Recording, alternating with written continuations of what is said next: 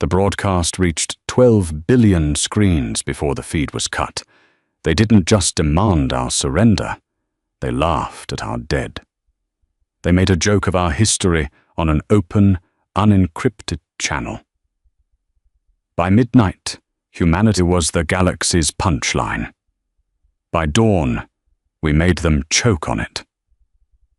The spotlights in the grand atrium of Citadel Station were calibrated for species with secondary eyelids. To Arthur Pendleton, they were blinding. He stood at the center of the obsidian floor, a solitary figure wrapped in a bespoke charcoal suit that suddenly felt like a straitjacket. Sweat pooled at the small of his back. The air tasted of ozone and copper, a byproduct of the artificial gravity generators humming beneath his polished shoes. Above him, towering in a crescent of elevated podiums, sat the High Council of the Concordat. Below them sat the delegations of 100 different worlds, and out there, past the glass and the void, 12 billion human beings were watching the live feed. Earth was watching its own induction into the galactic community. Arthur adjusted his collar. He was a diplomat, a man who had spent 40 years navigating the treacherous waters of terrestrial politics before being handed the impossible task of keeping humanity from being squashed by the wider galaxy. He was tired. His bones ached with the gravity of his task, but he had done it. After 5 years of grueling negotiations, concessions, and a carefully managed image of humanity as a peaceful, eager-to-learn species, the treaty was ready, or so he thought. The arbiter of the council leaned forward. He was a towering, chitinous being, draped in crimson robes that rustled like dry leaves. His vocalizer chirped, then synthesized his words into perfect, unaccented English. "Ambassador Pendleton, you bring the finalized Treaty of Alliance before this body." "I do, Arbiter," Arthur said. His voice echoed in the cavernous chamber. He held up a crystalline data slate containing the agreed-upon terms: mutual defense, trade access, technological exchange. Humanity stands ready to take its place among the stars, as equals. A low, clicking sound rippled through the crescent of delegates. It took Arthur a second to realize what it was. Laughter. The arbiter did not laugh, but his mandibles twitched in an expression Arthur had learned meant deep, patronizing amusement. "Equals?" the arbiter repeated. The synthesized voice dripped with synthetic irony. "A fascinating concept. Tell me, Ambassador, do the livestock on your world negotiate with the slaughterhouse?" Arthur's stomach dropped. The air in the room seemed to vanish. "Arbiter, I don't understand. The terms were settled. The terms were a courtesy, a test to see if your species possessed the capacity to follow simple bureaucratic instructions." The arbiter raised a clawed hand. Behind Arthur, a massive holographic projection flared to life. It was a montage, but it wasn't the carefully curated history of art, science, and progress Earth had submitted. It was footage of the orbital bombardment of Paris during the first contact skirmish. It was a satellite view of the Midwest breadbasket burning. Then, the imagery shifted, rewinding to human history.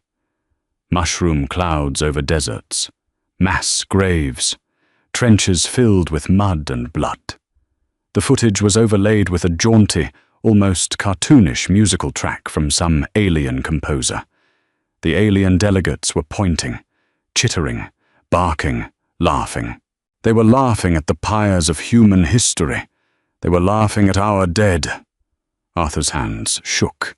He clenched his fists, driving his fingernails into his palms to ground himself. "Turn that off," he demanded, his voice cracking. "Turn it off."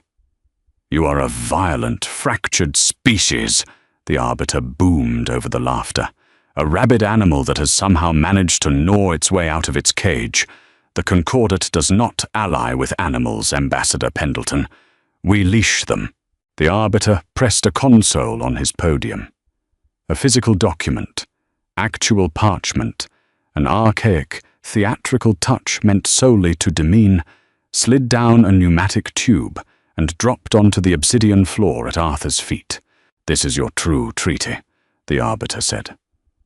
The room fell into a hushed, anticipatory silence. Billions of human eyes were watching this. "You will dismantle your orbital defense grid. You will surrender 50% of your heavy metal outputs. Your military forces will be dissolved, repurposed as penal labor for the concordate mining fleets.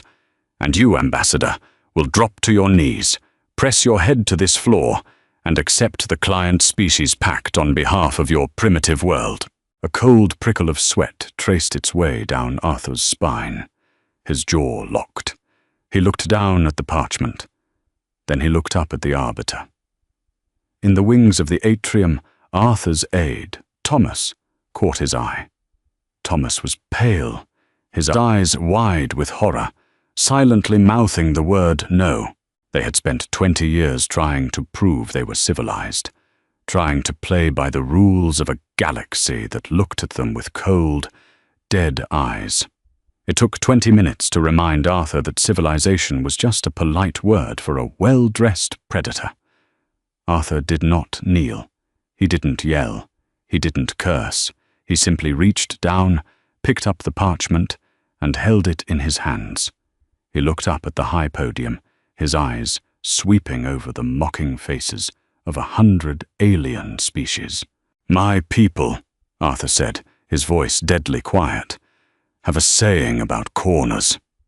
The arbiter tilted his head. "Translate." "When you back a rabid animal into a corner," Arthur said, deliberately tearing the parchment in half. The crisp sound echoed like a gunshot. He stacked the halves and tore them again. "You don't get a tame pet." He dropped the pieces onto the pristine floor. "You get teeth." Arthur turned his back on the High Council, the ultimate insult in concordate protocol. "Ambassador!" the arbiter roared, the translation matrix struggling to keep up with his sudden fury. "If you take another step, your world will burn." Arthur didn't stop. He walked past Thomas, grabbing his aide's shoulder. "Cut the feed," Arthur muttered, "and tell the pilot to prep for a high G burn. We're going home." By the time they reached the hangar, the broadcast was dead. But the damage was done. The galaxy had laughed, and humanity had heard every single chuckle. The bunker beneath the Geneva Alps smelled of stale coffee, ozone, and old terror. Arthur walked through the blast doors at 23:15 hours, Earth Standard Time. He hadn't slept in the 30 hours since they fled Citadel Station. His suit was wrinkled. He felt 80 years old, carrying the weight of a ruined world on his sagging shoulders. The Situation Room was a cavern of glowing tactical maps and hushed, frantic voices. At the center of the chaos stood President David Hayes. Hayes was a pragmatist, a man who had won the election on a platform of galactic integration. Now, his jacket was off, his tie was loosened, and he was staring at a sprawling holographic projection of the Sol system. Red icons were already pooling at the edge of the system. The Concordat wasn't waiting. A subjugation fleet had just dropped out of slipspace near the orbit of Neptune. "Arthur," Hayes said without turning away from the map. His voice was gravelly, worn thin. "Tell me you have a diplomatic ace up your sleeve." "I tore up the ace and threw it on their floor, David," Arthur replied, walking up to the hollow table. He slumped into a chair. "There's no talking to them. They didn't invite us to a negotiation. They invited us to a public execution of our sovereignty. They wanted to break our spirit in front of the whole galaxy." General Cole, a broad-shouldered man with a scar cutting through his left eyebrow, leaned over the table. "They might have just done it. The public networks are in chaos. Panic buying, riots in 4 major sectors. The news feeds are playing that video on a loop." The general grimaced. They humiliated us. Good, Hayes said softly. Arthur looked up, frowning. Good? Hayes finally turned from the map. His eyes were bloodshot, but there was a terrifying clarity in them. It wasn't the look of a politician worrying about polls. It was the look of a man who had just realized he no longer had to play by the rules. For 5 years I've had to sell a lie to the people of Earth, Hayes said, walking over to a side table and pouring a glass of water. I had to tell them that the galaxy was a community, a brotherhood of enlightened minds. I had to tell them that if we just smiled enough, bowed enough, gave away enough of our pride, we would be safe. He drank the water, set the glass down with a hard click. They didn't break our spirit today, Arthur. They broke our chains. They showed humanity exactly what the universe is. Hayes looked at General Cole. What's the status of the treaties? Every digital copy of the concordant trade agreements, the resource concessions, the cultural exchange pacts, they're sitting in the UN mainframe, Cole said. Burn them, Hayes ordered. Arthur blinked. David, if you delete the archives, we legally sever ourselves from the arbitration network. We become a rogue state. We are already a rogue state, Hayes snapped. They want us on our knees. I want every trace of our submission gone. Disconnect the quantum relays, sever the hypercom channels. We blind them and we blind ourselves. We fight in the dark. General Cole nodded grimly and tapped his earpiece, relaying the orders. Within minutes, the great diplomatic experiment of the 22nd century was over. Across the globe, server farms were purged. Quantum communicators linking Earth to the concordant network were physically smashed by military personnel. Physical documents in embassies were thrown into incinerators. It was a systematic, ruthless severing of ties. By midnight, Earth had gone entirely dark to the outside universe. We didn't just burn the agreements. We burned the bridges, the boats, and the docks. They're hailing us, Cole said, looking at a secondary monitor. The fleet at Neptune. It's the Arbiter. Open channel.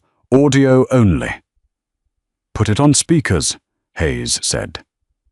The bridge of the alien flagship must have been massive, but the audio was perfectly crisp.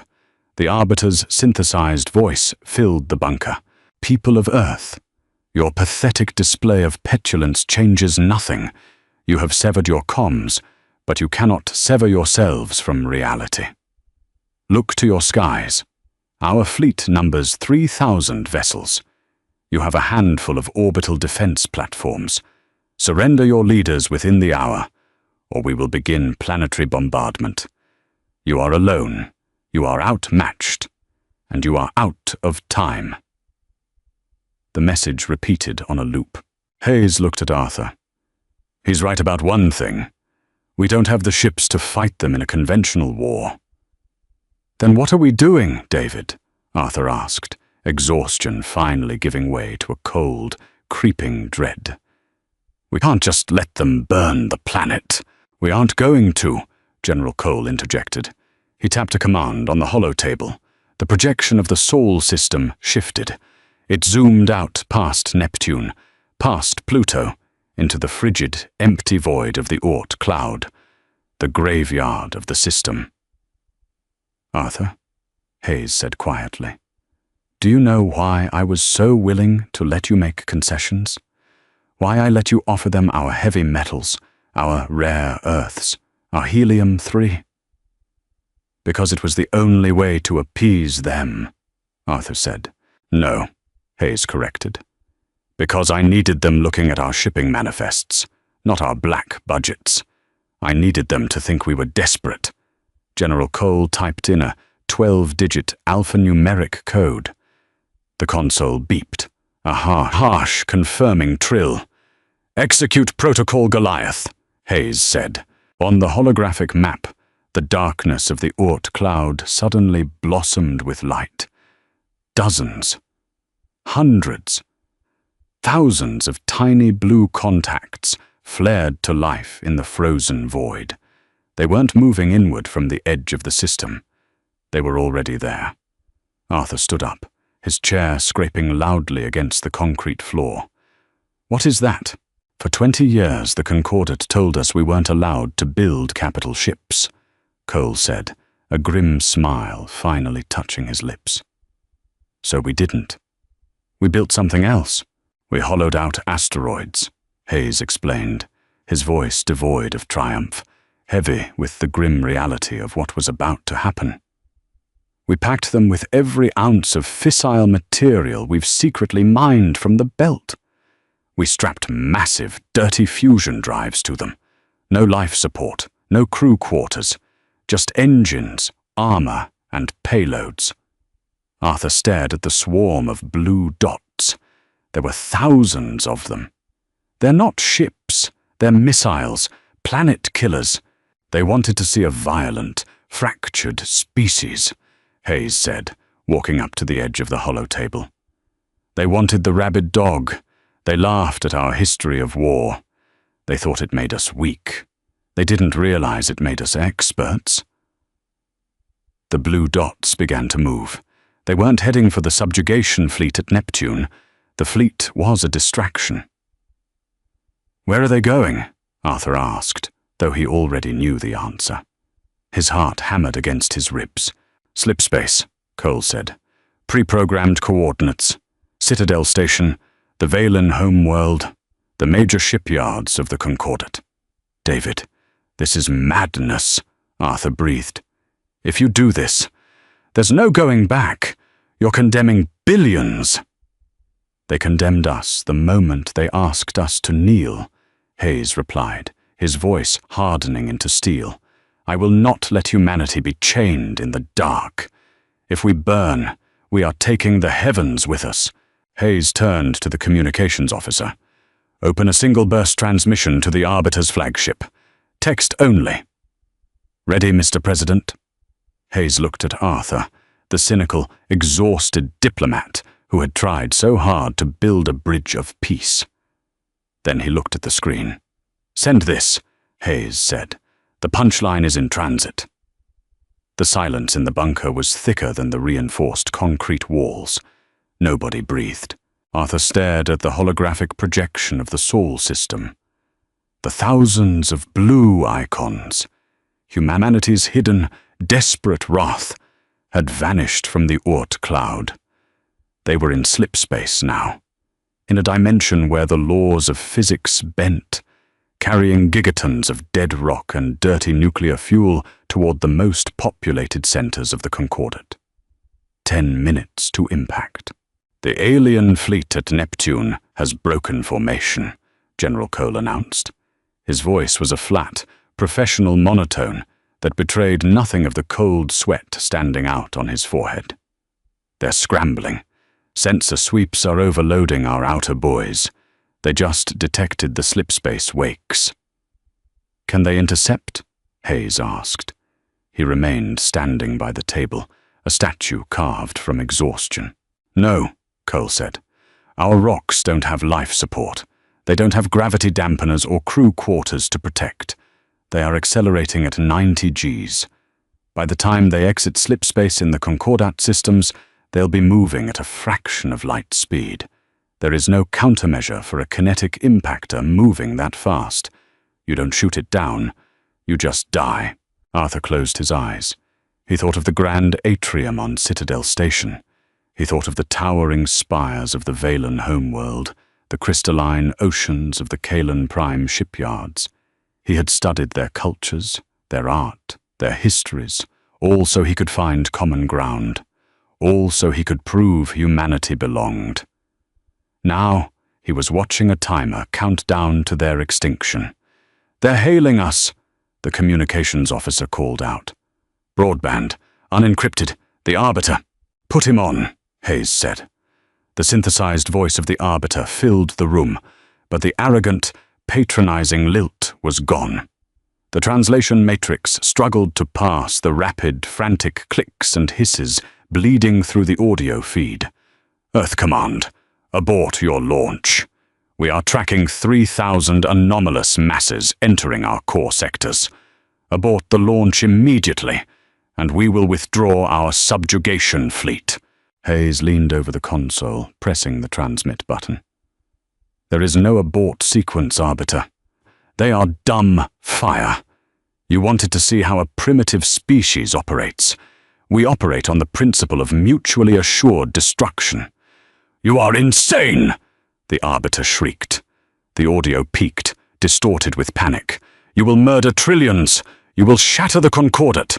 "You backed a rabid animal into a corner," Hayes replied, his voice barely a whisper, yet it carried the weight of an entire world's fury.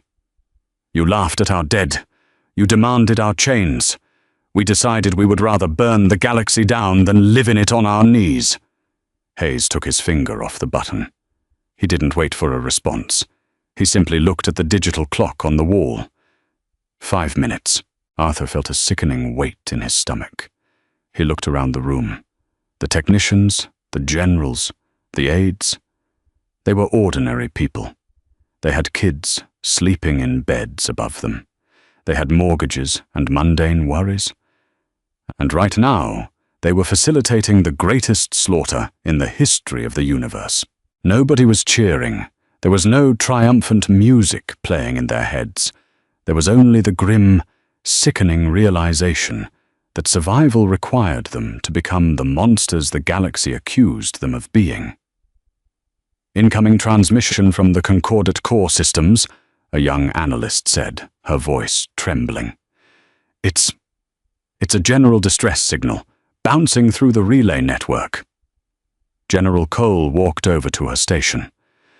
"On speakers," the bunker filled with the sounds of chaos. It wasn't one voice. It was a cacophony of thousands of different species, broadcasting across hundreds of channels, all bleeding into a single terrifying roar of static, screams, and sirens. Then, the holograph of the alien fleet at Neptune changed. The massive red icons representing the subjugation fleet began to blink rapidly. "They're powering up their slipspace drives," Cole reported, his eyes darting across the telemetry data. "They're trying to jump back. They're trying to go home to defend their worlds." "They're too late," Hayes said softly. The digital clock hit 0. The impacts did not register as explosions on the tactical maps. They registered as the sudden, violent termination of data. In the bunker, the holographic displays tied to the stolen Concordate relay network began to go dark. First, Citadel Station. The massive diplomatic hub, the crown jewel of galactic civilization, simply vanished from the feed. A kinetic impactor the size of Manhattan, traveling at a fraction of light speed, didn't leave debris. It turned metal, glass, and 100,000 alien delegates into a momentary sun. Then, the home worlds. "Seismic shockwaves reported on Valen Prime," the analyst whispered, reading the lagging telemetry. "Atmospheric ignition. The crust it's fracturing. 90% biosphere collapse."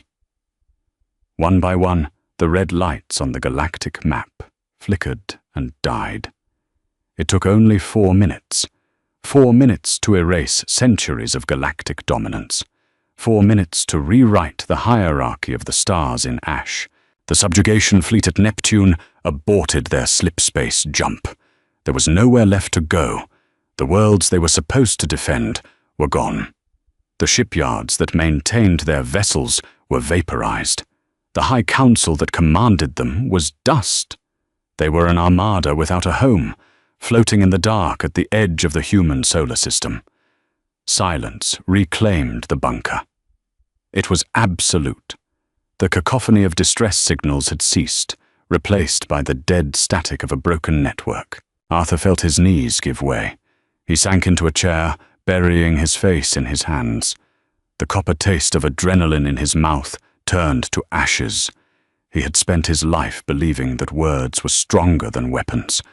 Tonight, words had failed, and weapons had spoken with a finality that made his soul ache. "Sir," General Cole said, breaking the quiet. "The Arbiter's flagship. They are hailing us." Hayes turned away from the darkened map. He looked older now. The fire in his eyes had burned down to cold, grey embers. "Open the channel." When the Arbiter spoke, the translation matrix didn't even attempt to synthesize an authoritative tone. The voice was hollow, broken. "Earth Command. This is Arbiter Kale, the Concordate. The core worlds are gone.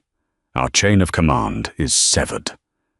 A long, ragged sound came through the speakers, a species experiencing true despair for the first time.